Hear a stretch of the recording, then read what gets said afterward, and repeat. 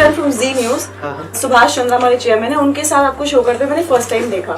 May be I was in my own news and bulletin, but मैंने आपको television पे ही देखा. सो देख हु इज दिस मैन, मतलब सर तो हमारे इतना खड़े हैं और आप इतना हिल हिल के बोल रहे थे.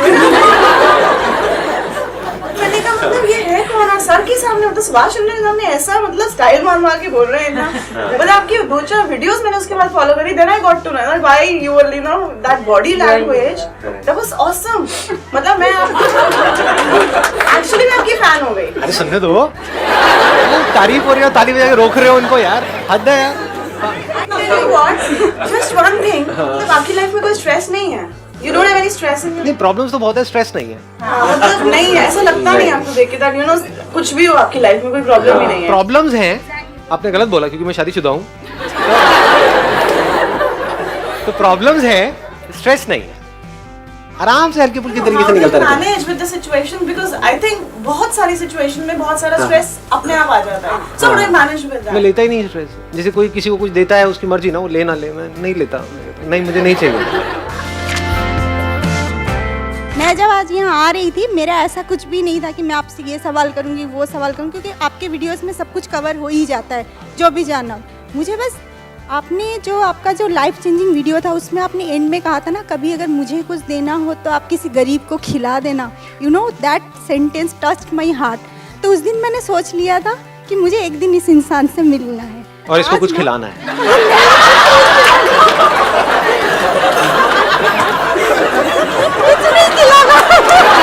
मैं हाजिर हूँ, खिला दीजिए. हे प्रभु, आप साक्षात इनके रूप में आ गए हैं. कहाँ हैं? हाय सर, लास्ट 8.5 months पहले जो हुआ मेरे साथ, like that has completely shattered my life like anything. That was the demise of my beloved wife actually.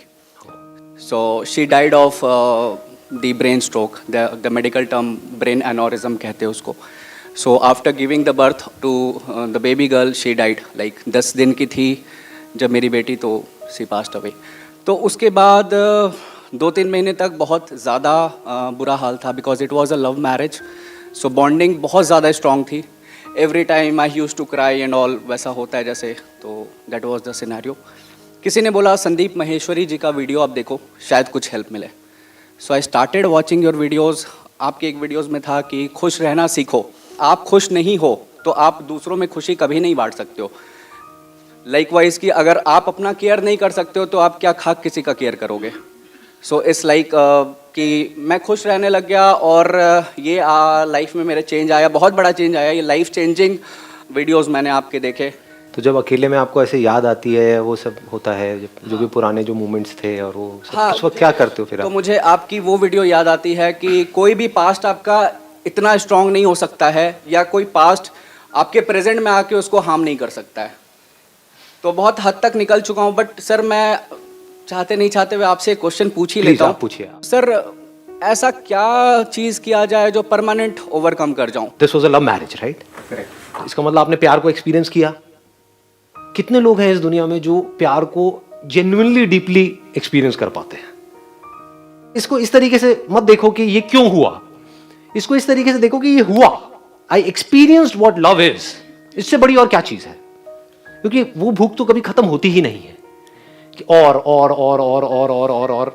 थोड़ा सा हो जाता, और थोड़ा सा, कभी ना कभी तो होना ही है. सबके साथ में होना है, अलग तो होना ही है. तो ज्यादा टाइम इंपॉर्टेंट नहीं है कि आपने ज्यादा टाइम स्पेंड किया. इंपॉर्टेंट ये है कि क्या वो क्वालिटी टाइम था.